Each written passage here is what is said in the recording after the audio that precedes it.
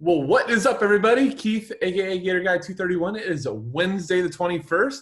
Back with Lee Snyder of Number Ball DFS. How's it going, buddy? I'm doing well, man. Not feeling quite as confident about this slate because there's no clear mispricing, or not as much anyway. But it should be a fun one to go through. And I think you kind of hit that spot on. So just like the quickest recap of yesterday, would you agree with this, Lee? If you did not have Messi, Angelino, and Trincao in your optimal lineup, you messed up. Yeah, absolutely. I don't know how you avoided any of those three guys. Right. I mean, I would just say this: if you didn't, or you didn't consider one of those three in like a cash type of build, make sure you check out content on like FSI or Number Ball, or I'm sure there's some other good sites out there that had it. But that was really, really key to the process. I think those three ended up being every single one of my build, and then I think the optimal was Nkunku. Once he was in, we knew he was going to have most of the sets for Leipzig, and it was a misprice.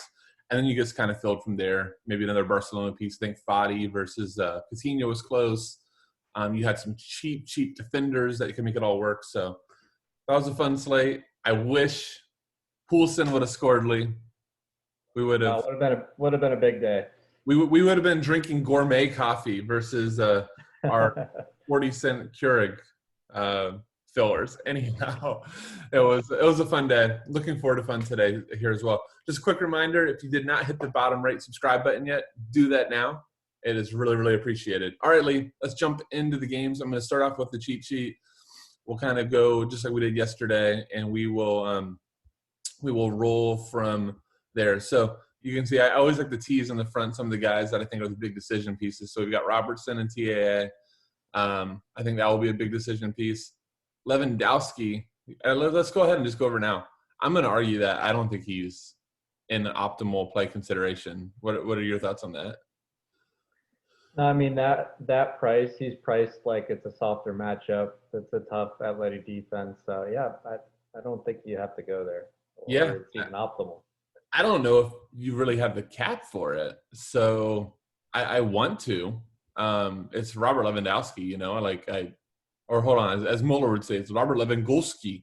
So I would love to. And then I think Gomez might end up being one of the, most popular plays from the sharp side of the community as well over there on the right. All right, jumping to the cheat sheet. We're not going to go to the beginning games. So the first game, which I think is awesome that it kind of goes this way, is Atletico versus Bayern. Bayern is at home, -172 favorite. So the big thing I think we're going to be watching is Kimmich. I guess he had birth of his kid, according to the DK notes.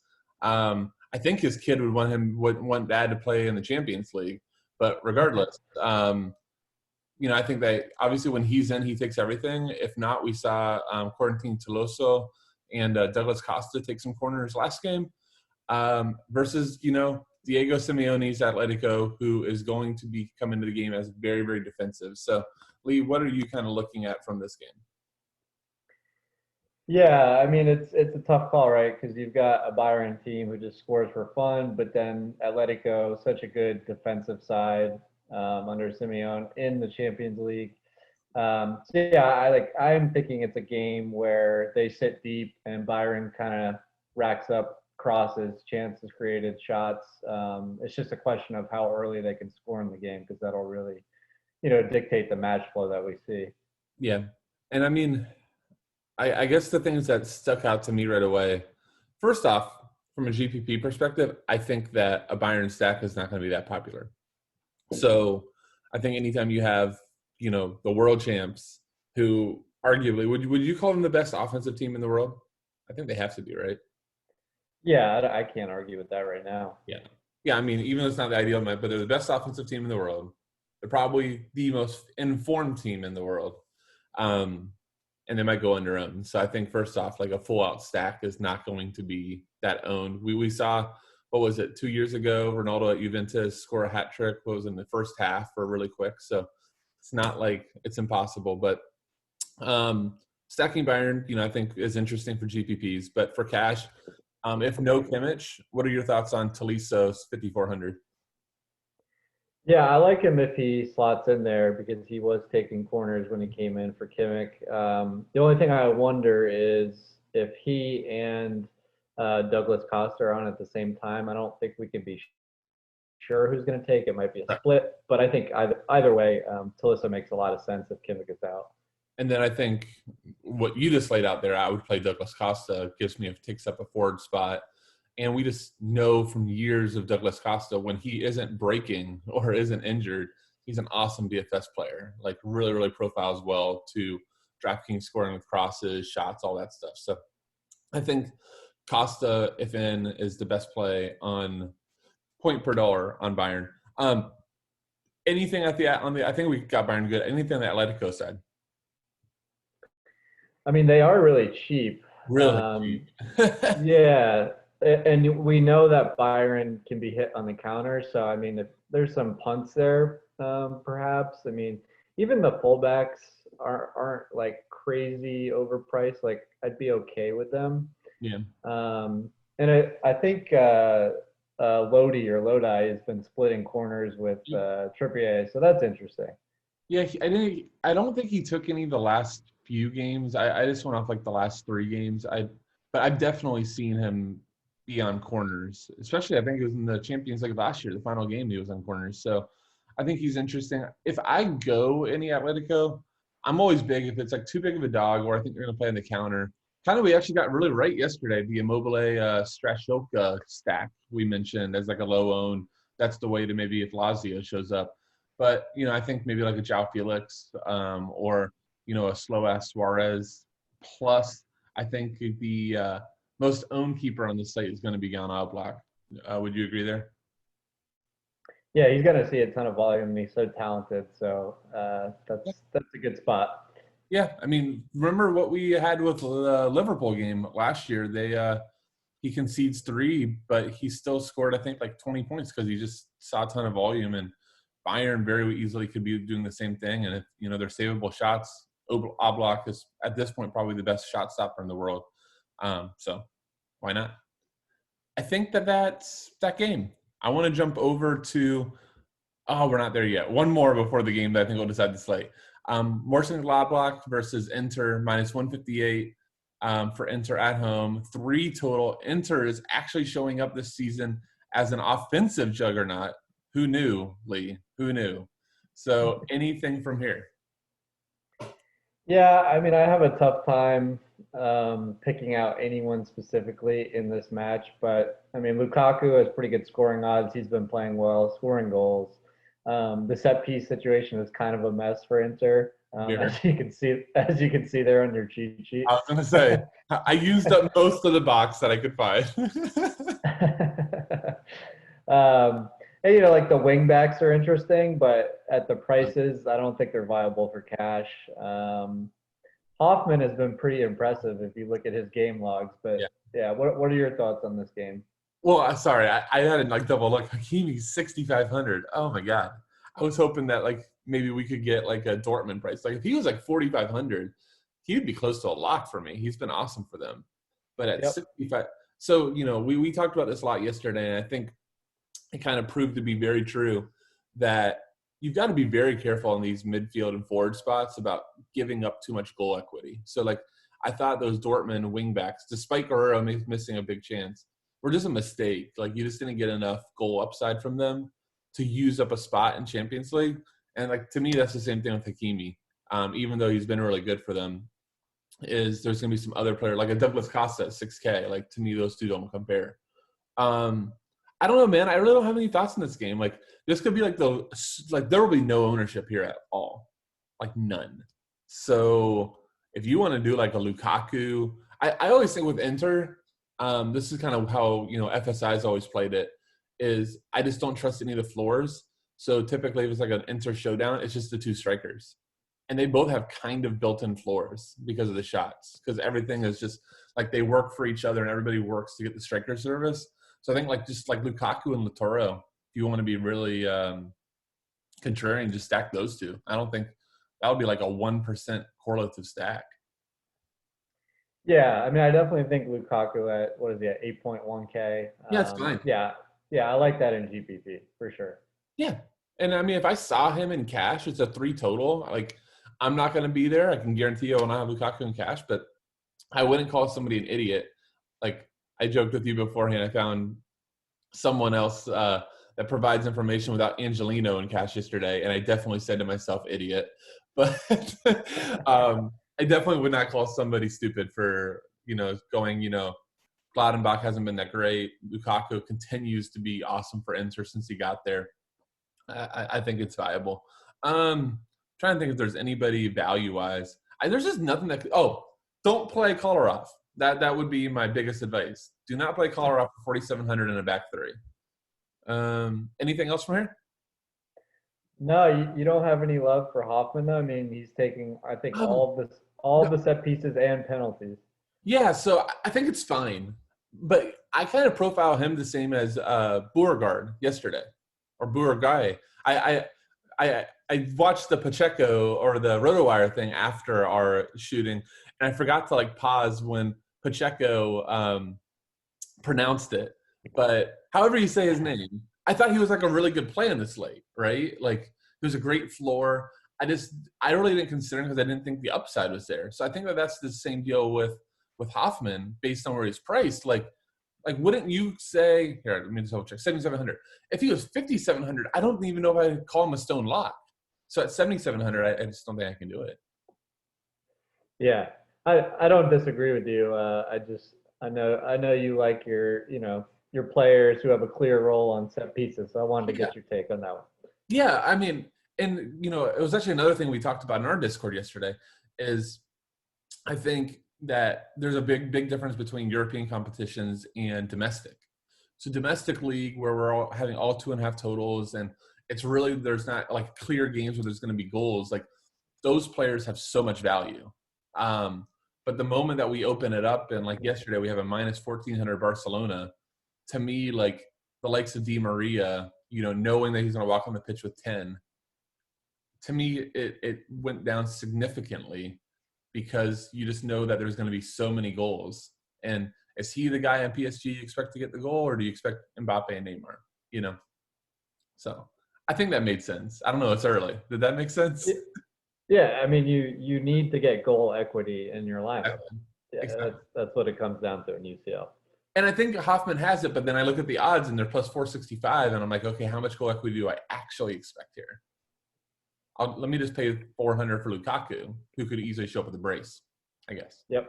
Exactly. All right. The big teaser, and here's the game that I think decides the slate. Manchester City versus a really, really struggling Porto team. Man City is minus 367. We know no Kevin De Bruyne. Highest total in the slate at 3.5. City's implied for almost 3 goals. We got City roulette when it comes to goal scoring, when it comes to set pieces. Hell, we can't even consider João Cancelo when we see him on the pitch. We can't even guarantee that he's going to be wide anymore. He might play center midfield. What do you got here, man? Yeah, I mean, it's the typical situation with City. It's where do you get your exposure? I think probably one of the most interesting questions is, with KDB out, if Gundogan starts in this match, you could see him on set pieces, or at least a share of them. But if Mahrez is out and Gundogan is in, then he becomes really interesting. But that's the other thing. Who knows what Pep's going to do with the lineup. So you really have to wait and see this one before you can kind of decide who's optimal from City, in my opinion. So would you agree? Because all I read on Mahrez and why predictions. Actually, let me just give a quick shout for everybody. If you want awesome previews, a decent, I don't know if you found this lately, but Sportsmole has been clutch for me. They almost always have a predicted lineup. They go through team news. They even do a little preview. So cannot say enough good things about Sportsmole out there. If you guys want previews, check that out. But what they kind of mentioned with Mahrez was just, speculation that they want to just kind of rest him up for the weekend, because Pep does such a deep squad. But if he starts, in my opinion, he's probably one of the easier plays in the slate to plug in. Would you agree?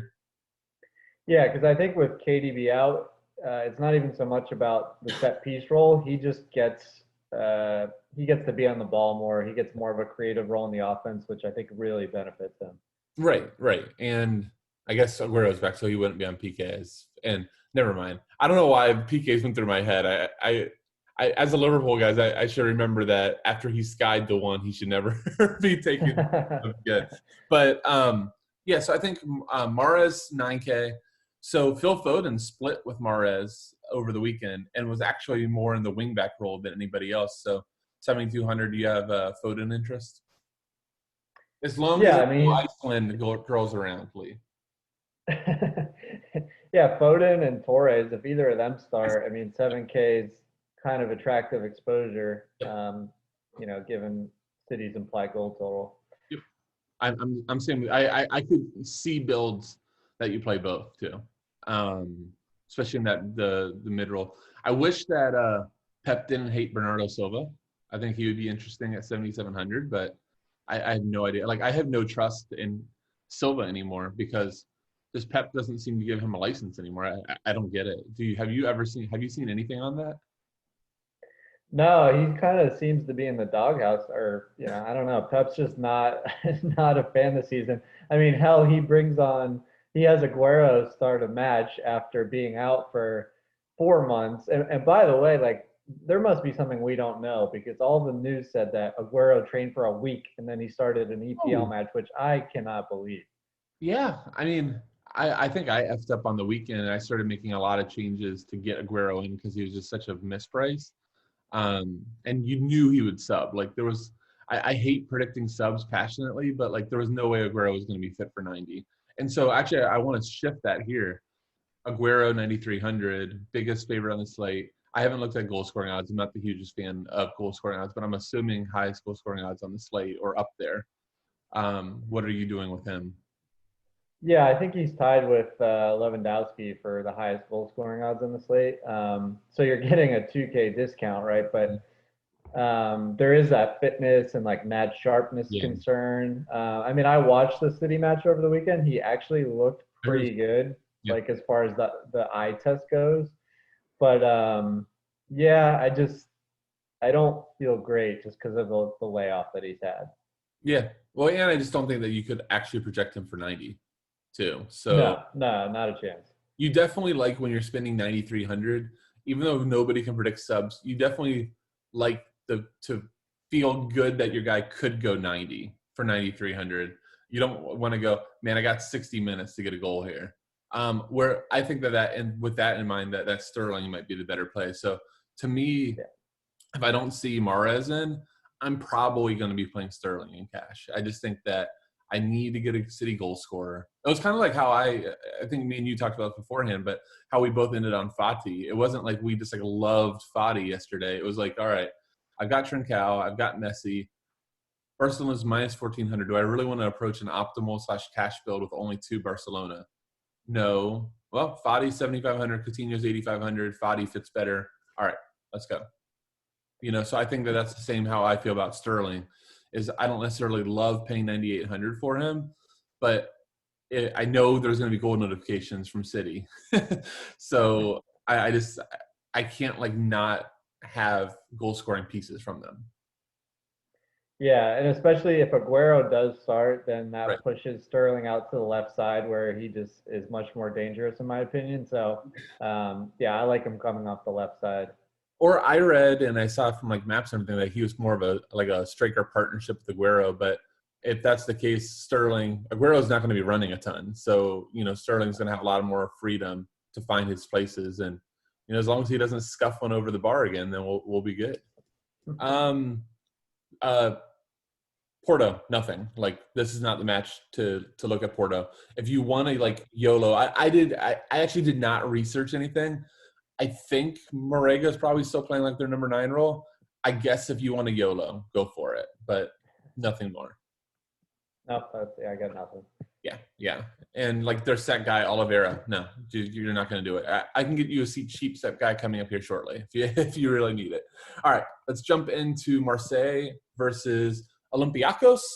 Well, it's pretty close. This is the lowest total game by far, 2.25 total. One note I want to make real quick on Marseille that I was shocked by as doing research is that even when on, Dalvin's been taking sets over Payet because Payet's 6,500 price jumped out at me when I opened the slate. I'm like, oh man, how is this not going to be a lock? And as you look more and more, Dalvin has been taking more and more corners. It's not even really a pure split anymore. So with that in mind, Lee, talk to me about this game. Anybody's jump out to you? Do you want to pay 11,000 for Matias Balbuena? That one is crazy. Like, I mean, want to play him. yeah, I want to play him, but not at that price. I mean, I went back and looked at his Champions League and Europa League DK performances from last year, and I mean they're solid. You know, like around 10 points, but you're going to need 20 on a UCL slate at least. So that's I just don't understand how he got priced up there. But I think based on the total and based on the way these teams play, it is a game where like you could see a ton of crossing on both sides. Good. But who knows if and when the goals are going to come. Yep. And I think the hardest part on like a Dalvin or Payet is kind of the guys we just talked about. Like, would you want to take them for floors, right? But it's a 2.25 total. So Vegas and the bookies are telling us, hey, maybe we see a 1-to-1 game is essentially what they're saying. So do I want to take that, or do I want those two City guys we just talked about, Foden or Torres, right in between the two of them, So yeah, or Douglas Costa. Right. Or I mean, shoot, Douglas Costa's cheaper than all of them, or Tolisso, or we're going to come up here in a minute, but Gomez from Atlanta, 7,500. So I like Dalvin. I like Payet. I don't like him on this slate. I think that's where I'm at. Yeah, I mean, I almost think this game could just be completely avoided. Yeah, and I think that's what we're about to do. I do want to just mention one player or just super cheap that I just noticed, and he's been playing number 9 for them, but Benedetto, 4,100. I think he had I don't remember how many. He scored a lot in Ligue 1 last year, so I thought that was interesting. You normally don't see a starting striker priced at 4,100, so cheap. No. GPP, nothing more. All right. My game stack, my team, hey, hold on. One of our fun little things is me with the middle finger flicking off Llorente last year. So just for the people, for Jordan Pickford. All right.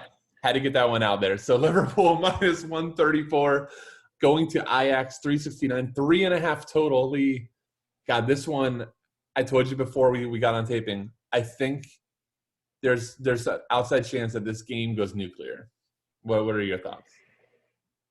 Yeah, so I'm starting to come around to that idea. When I first started looking at this match and thinking about it, I was like, okay, last season, Ajax, they lost a bunch of talent over the last couple of years. So they kind of had to adjust their play. They were actually quite defensive in the group stage last year, gave up the fewest goals in their group. And so I'm thinking, okay, they're going to try to really play a defensive match here. But then I'm thinking about Liverpool, the way their defenses looked in the EPL. Now Van Dijk is out. So I actually think this game could be pretty open, and that's what the total is suggesting. So I think you're onto something there. Yeah, and I just think the prices really set you up nice in terms of being able to stack some things up. And Liverpool, if you remember before Van Dijk, it literally was they came on the pitch knowing they're going to allow 2-3 goals. So it was less how are we going to defend goals and how are we going to score more than the other team.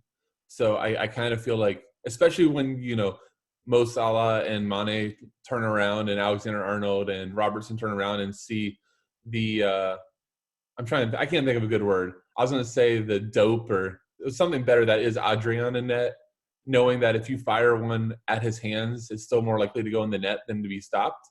So I just think that they're going to know that the pressure is on to score here. I'll just say this. I think Salah and Mane's price is really, really, really intriguing for this matchup. 8,500, 7,800 is a little soft. And then I think back on the other side of things, I think Tadic is very in play at 7,300. Yeah, I mean, everything on this team goes through Tadic. He's literally everything for them. Yeah. And there's some stat he was involved in 12 of their 18 goals last year in the UCL or something crazy like that. Yeah, and that seems about right. He's been taking a majority of corners. Pretty sure he's on PKs. Um, he's just a good player. Southampton's so stupid for letting him go and benching him that final season. Can you imagine Southampton right now with Tadic, with Ings, with JWP? Like, that would have been an exciting team. Mane. I was gonna say, I hope I didn't just open up just to say, how about half of Liverpool's team? We've gotten rid of a lot of them at this point. We ravaged some pretty rough guys to get to Mane. What are your thoughts about Alexander Arnold and Robertson? Like, are both of them a must for cash? Is one a must for cash, or neither of them a must? What are your thoughts on that? Yeah, I think I'll probably have one of them in my cash build, and I almost lean Robertson because of the savings. They're splitting corners. I think Robertson's actually, you can probably attest to this, but he's probably played better than TAA thus far in the EPL. He is. And then I'll just kind of mention, not that Alexander Arnold's actually caring about his defensive responsibilities this year. He's been pretty bad. But I think Tadic will be on Alexander Arnold's side. So if you just kind of want a little bit more, and Tadic is going to move around a ton, but I think he's going to predominantly be on the left from what I've seen. So if you just want like freedom to roam, it's the one that does not have to worry about the other team's best player, which is Robertson. So I think I actually agree with you. This sounds terrible. There's no way we would say that last year. No chance. Like TAA at 6,600 would have been like as easy as Angelino yesterday. But this year's season has definitely not been that. I think you can play both. I think both in cash makes a lot of sense. We talk about having goal equity and things like that. Both of these guys can score a goal worth of 4 points at, sub 7K. So I think that's the difference. And, with their assist equity, you could easily see two defenders showing up with 15 to 20 points. So that would just be my only thought on those guys. Last thing I want to mention. If in one of the better value plays, I promised, Ryan Gravenberch split corners with Tadic last game. Plays more of a defensive role, but 3,600, get some corners, get a good game environment. Any thoughts there? Yeah, no, I'm fine with that. Just a question for you: Do you think that Ajax tries to sit back here, or do you think they actually try to play an open game with Liverpool because of how frail Liverpool has been defensively? My gut feeling is that you're Ajax, you're in a tough group, and you see Liverpool being a little bit of vulnerable. You probably need to attack. So, and maybe you do one of those things where you go, all right, guys, I want you to go just nuke it for the first 10, 15 minutes to see if we can nip a goal, and then chill back for a bit and kind of, settle into the game.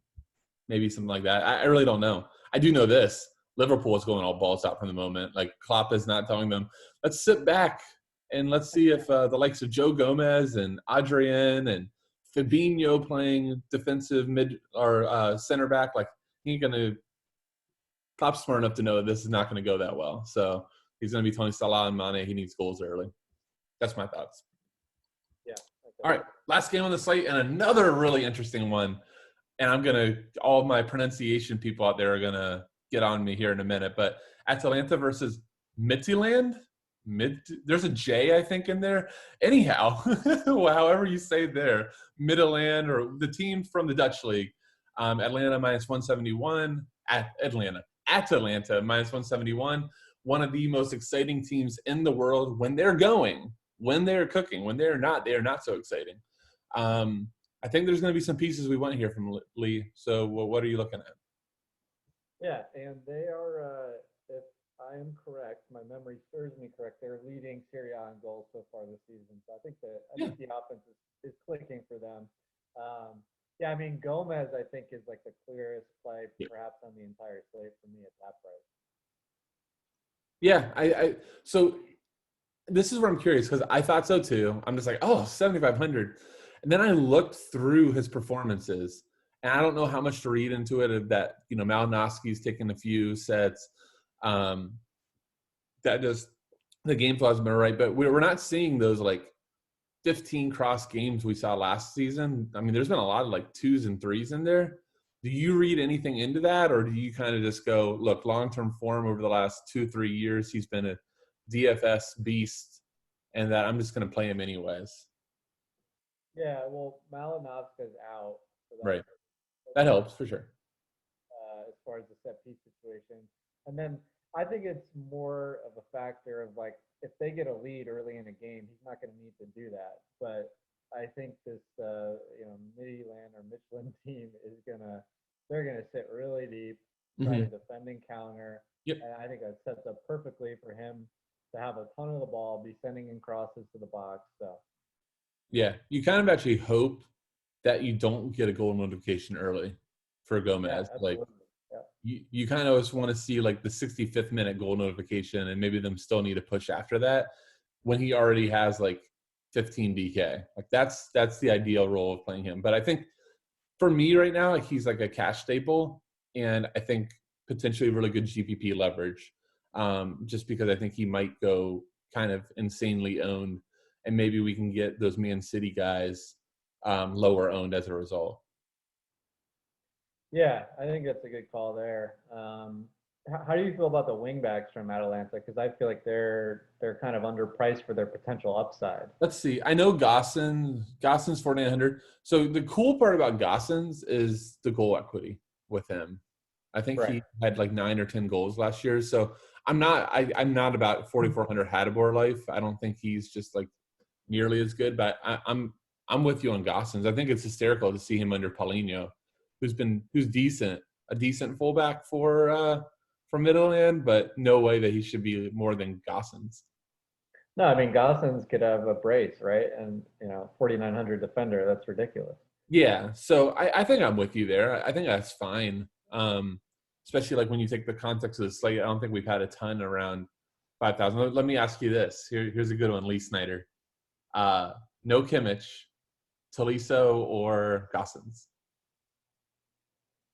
Um, it's in like a cash or an optimal build, Sure, Tolisso and sure. GPP Gossens all day. Okay, I like that because I don't think Tolisso gives you nearly the upside that Gossens does. Yeah, I like that. That's just a good one because I was just trying to think of like the 5K price point and or that around that range. But yeah, I would think Gossens. I hadn't really thought about it. I like it. All right, if getting the start, which I think I saw, Josip Ilicic. Let's see if they're on here. Are his 40 burgers on here? Oh yeah, there's the 61 burgers on there. 61. So Josip Ilicic. What are you doing with him at 10-4? I think as we kind of discussed with Aguero, this is another guy that's returning from injury. He just got his first start. He played like 60 minutes. I'm avoiding at that price. I agree. Just Lee, can we really fade somebody that's coming? Look, the last time he played, according to DraftKings log, I think it's so weird that DraftKings does this and like they split the game logs by competitions. Like I think that's one thing people need to realize is like these game logs have no domestic league. So these guys have been in their domestic league now for the last few months. If they didn't make it far in Champions League, these logs only show what they did in Champions League. So just note that. But he's fresh off a 61 DK league. Yeah, I mean, I hope he and Aguero start and people do, the game log watching and they throw them in there and they're overowned. Yeah. Perfect. That would work well. I just is something I've always I used to love. I'm trying to think of where it was, what league it was, but just when they don't load game logs at all and just everybody has like zeros. I think it's like one of the biggest edge for us that pay attention to soccer. All right, we're running a little bit long. I'm just going to leave with I want two things, Lee. I want your top conviction pick, and I think this slate I'm not going to take anybody off. So your top conviction pick and your favorite GPP stack. Top conviction pick is probably going to be Douglas Costa if he starts. I like it. And then my favorite team to stack in GPP is Atalanta. Okay, love it. So I'm going to go for top conviction pick. I'm going to stick to my roots and say a Liverpool wingback, whether you want to go Robertson or TAA. I think that there's a very good chance that they give you 12 to 15 DK. Similar thing that we were looking for Angelino, and they give you assist equity. So I think going there. And now the top GPP stack, I'm going to sound chalky, but just bear with me. Manchester City, But with the caveat is what we talked about with Barcelona yesterday, that yes, they're obvious, but I don't think people are going to full out have a go at it. Like my best lineups, I don't know about you, were Fati, Trincao, Messi, and Coutinho. And I didn't see that owned. Like you had Coutinho and Fati in some games under 30%. So then put them all together. They weren't there. So if you're going to do the Man City stack, you're putting in Aguero, maybe. But you're finishing off with like 4 or 5 pieces. So Sterling, Foden, Mahrez, and Gundogan, and you're going full City. So that would be my stack, is not just like a mini stack, but a full out, 6 guys from the lineup. Yeah, I love that, man. That's a good call. So, we'll see how the ownership shakes out. But guys, thank you guys so much for watching. Lee, thank you again for your time. Good luck today. See you.